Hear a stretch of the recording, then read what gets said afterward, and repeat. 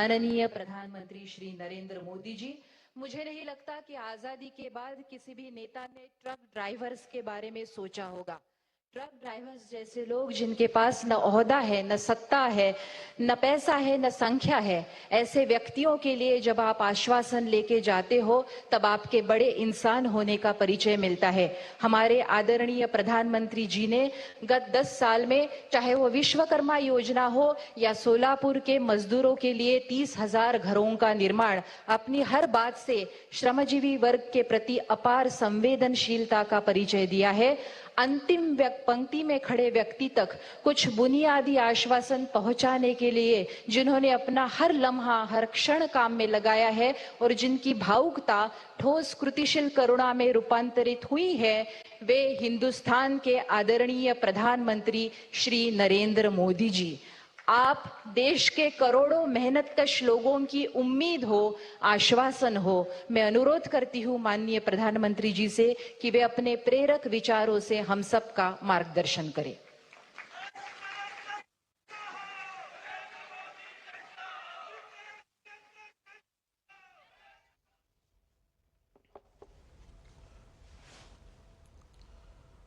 नमस्कार।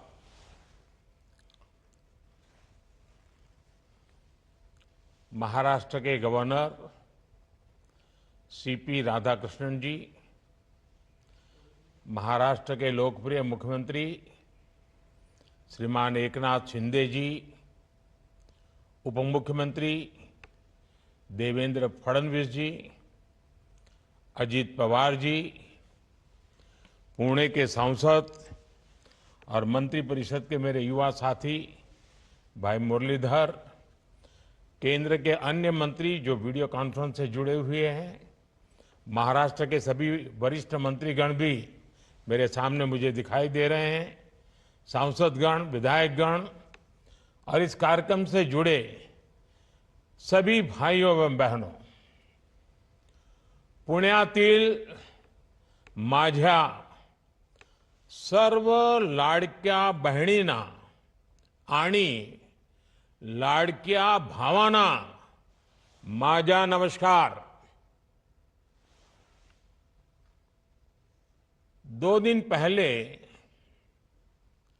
मुझे कई बड़ी परियोजनाओं के लोकार्पण और शिलान्यास के लिए पुणे आना था,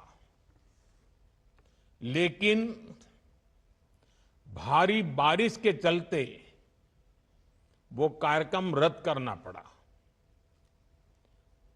उसमें मेरा तो नुकसान है ही, क्योंकि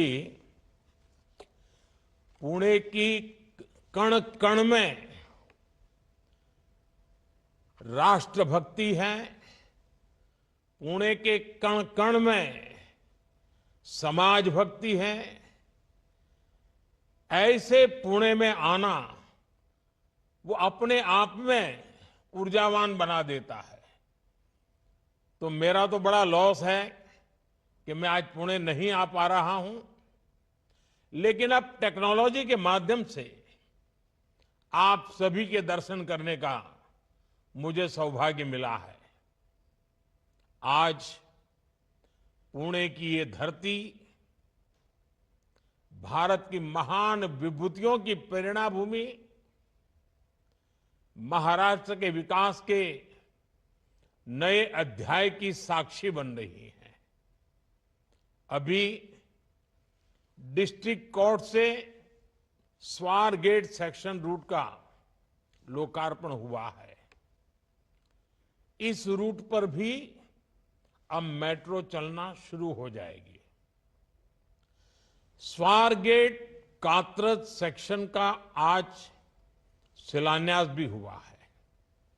आज ही हम सबके श्रद्धेय क्रांति ज्योति सावित्रीबाई फुले मेमोरियल की नींव भी रखी गई है। पुणे शहर में ईज ऑफ लिविंग बढ़ाने का हमारा जो सपना है, मुझे खुशी है कि हम उस दिशा में तेज गति से आगे बढ़ रहे हैं। भाइयों बहनों, आज भगवान विट्ठल के आशीर्वाद से उनके भक्तों को भी स्नेह उपहार मिला है। सोलापुर को सीधे एयर कनेक्टिविटी से जोड़ने के लिए एयरपोर्ट को अपग्रेड करने का काम पूरा कर लिया गया है। यहां के टर्मिनल बिल्डिंग की क्षमता बढ़ाई गई है। यात्रियों के लिए नई सुविधाएं तैयार की गई हैं। इससे देश विदेश हर स्तर पर विठोबा के भक्तों को काफी सुविधा होगी। भगवान विट्ठल के दर्शन करने के लिए लोग अब सीधे सोलापुर पहुंच सकेंगे। यहां व्यापार, कारोबार और पर्यटन को भी बढ़ावा मिलेगा। मैं महाराष्ट्र के लोगों को, आप सबको इन सभी विकास कार्यों के लिए बहुत बहुत बधाई देता हूं, शुभकामनाएं देता हूं। साथियों, आज महाराष्ट्र को नए संकल्पों के साथ बड़े लक्ष्यों की जरूरत है। इसके लिए हमें पुणे जैसे हमारे शहरों को प्रगति का, अर्बन डेवलपमेंट का सेंटर बनाना जरूरी है।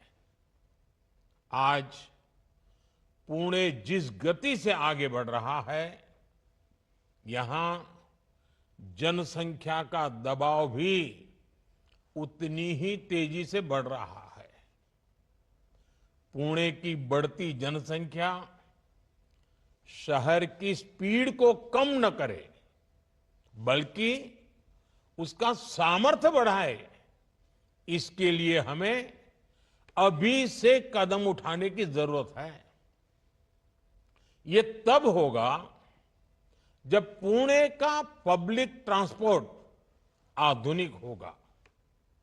ये तब होगा जब शहर का विस्तार तो हो, लेकिन एक क्षेत्र की दूसरे से कनेक्टिविटी बेहतरीन रहे।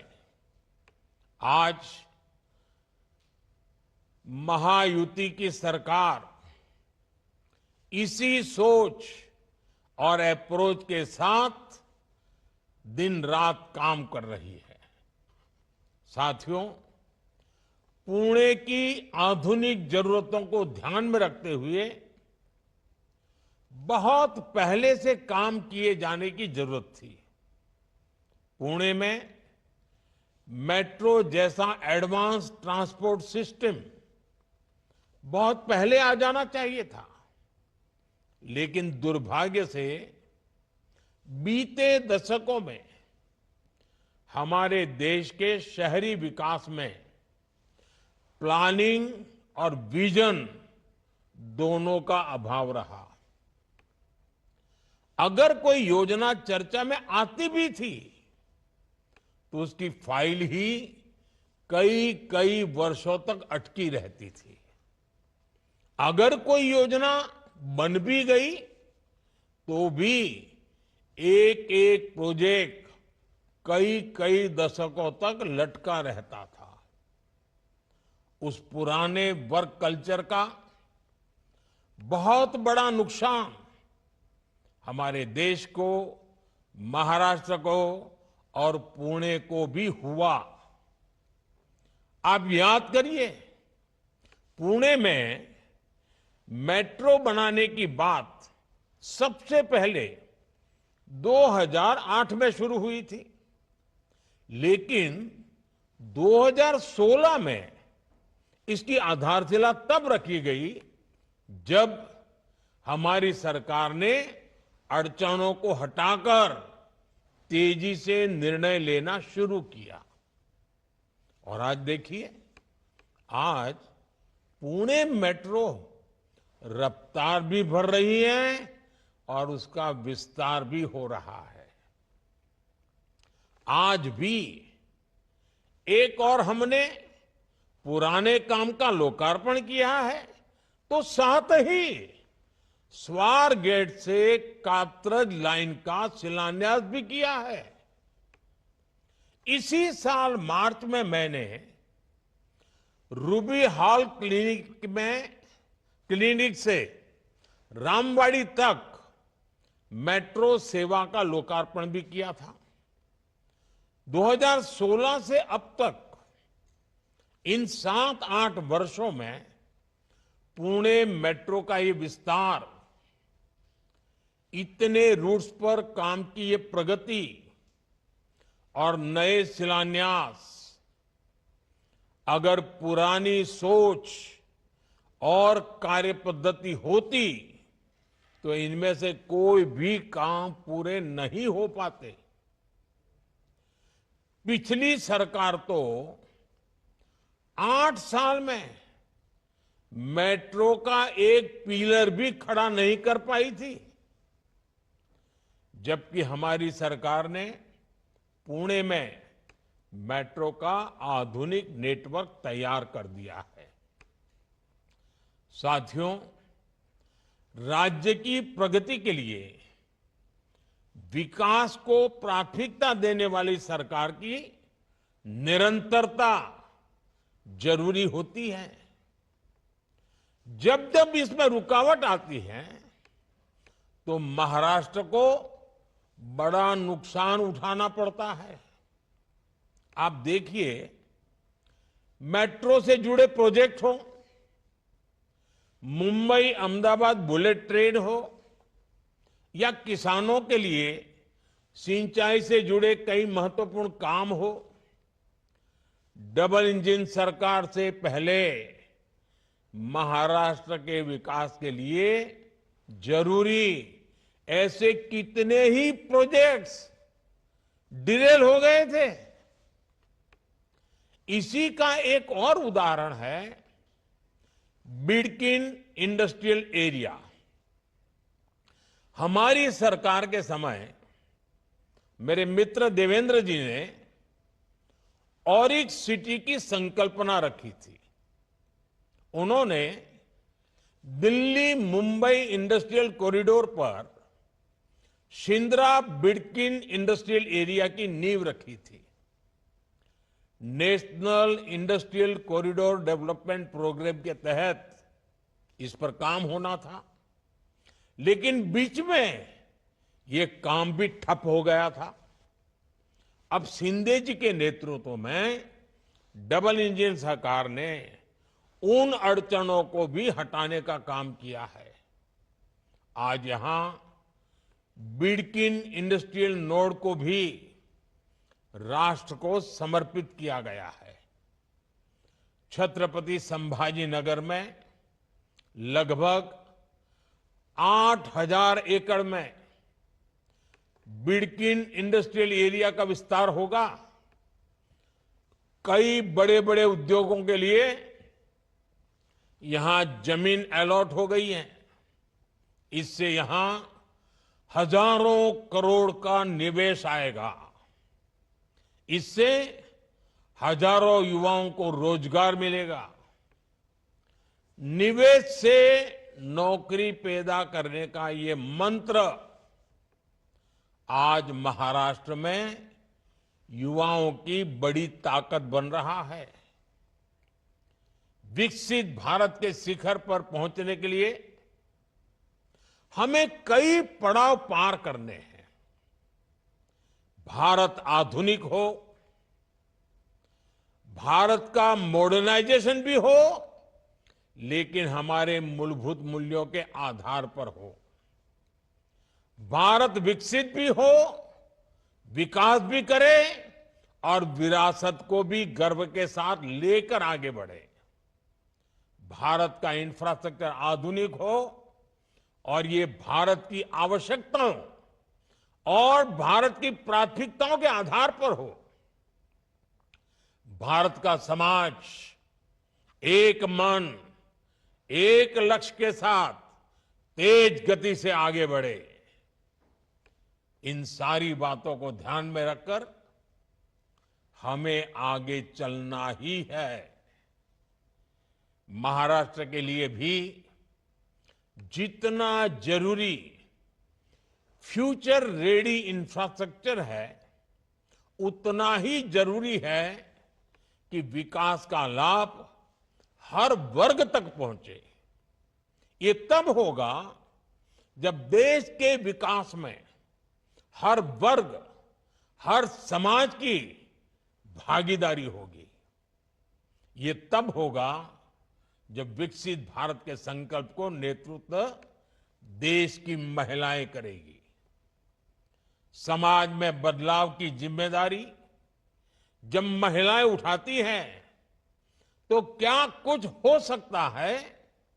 महाराष्ट्र की धरती तो इसकी साक्षी रही है।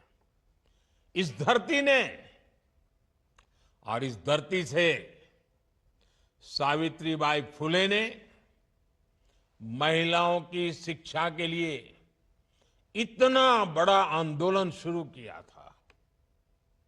यहां बहन बेटियों के लिए पहला स्कूल खोला गया था। इसकी स्मृति को, इस विरासत को संजो कर रखना जरूरी है।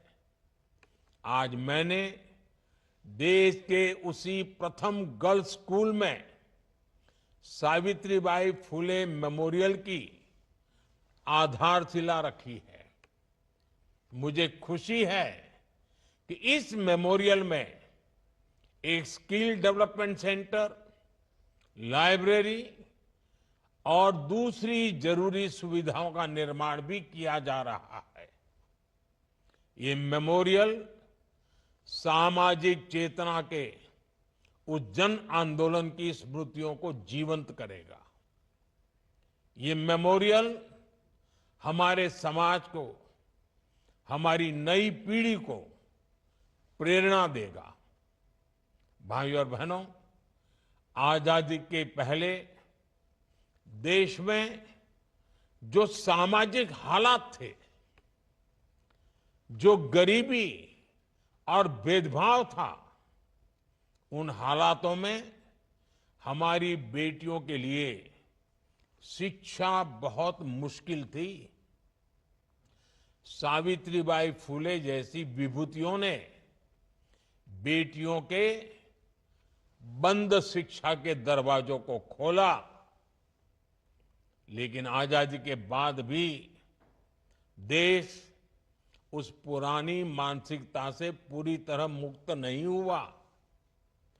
कितने ही क्षेत्रों में पिछली सरकारों ने महिलाओं की एंट्री बंद करके रखी थी। स्कूलों में शौचालय जैसी मूलभूत सुविधाओं का अभाव था। इसके कारण स्कूल होने के बावजूद भी स्कूलों के दरवाजे बेटियों के लिए बंद थे। जैसे ही बच्चियां थोड़ी बड़ी होती थी, उन्हें स्कूल छोड़ना पड़ता था। सैनिक स्कूलों में तो बेटियों के एडमिशन पर रोक थी। सेना में ज्यादातर कार्यक्षेत्रों में महिलाओं की नियुक्ति पर रोक थी। इसी तरह कितनी ही महिलाओं को प्रेगनेंसी के दौरान नौकरी छोड़नी पड़ती थी। हमने पुरानी सरकारों की उन पुरानी मानसिकताओं को बदला, पुरानी व्यवस्थाओं को बदला। हमने स्वच्छ भारत अभियान चलाया। उसका सबसे बड़ा फायदा देश की बेटियों को, हमारी माताओं बहनों को हुआ। उन्हें खुले में शौच से छुटकारा मिला। स्कूलों में बनाए गए शौचालयों के कारण और बेटियों के लिए अलग शौचालयों के कारण बेटियों का ड्रॉप आउट रेट कम हुआ। हमने आर्मी स्कूल के साथ साथ सेना में तमाम पदों को महिलाओं के लिए खोल दिया। हमने महिला सुरक्षा पर कड़े कानून बनाए और इस सब के साथ देश ने नारी शक्ति वंदन अधिनियम के जरिए लोकतंत्र में महिलाओं के नेतृत्व की गारंटी भी दी है। साथियों, हमारी बेटियों के लिए जब हर क्षेत्र के दरवाजे खुले, तभी हमारे देश के विकास के असली दरवाजे खुल पाए।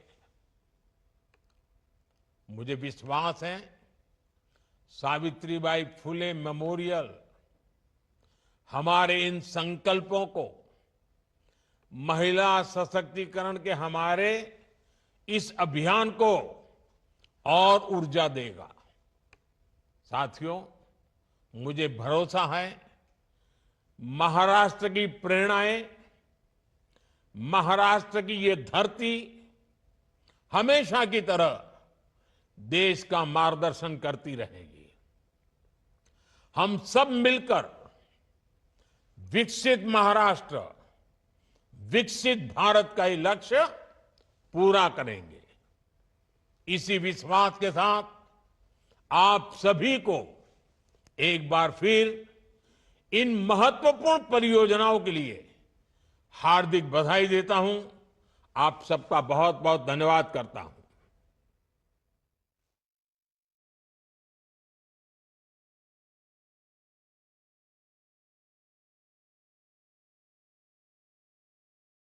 Hello hello. माननीय प्रधानमंत्री जी से अनुरोध है कि वे हरी झंडी दिखाकर स्वारगेट से जिला कोर्ट तक की मेट्रो का शुभारंभ करें।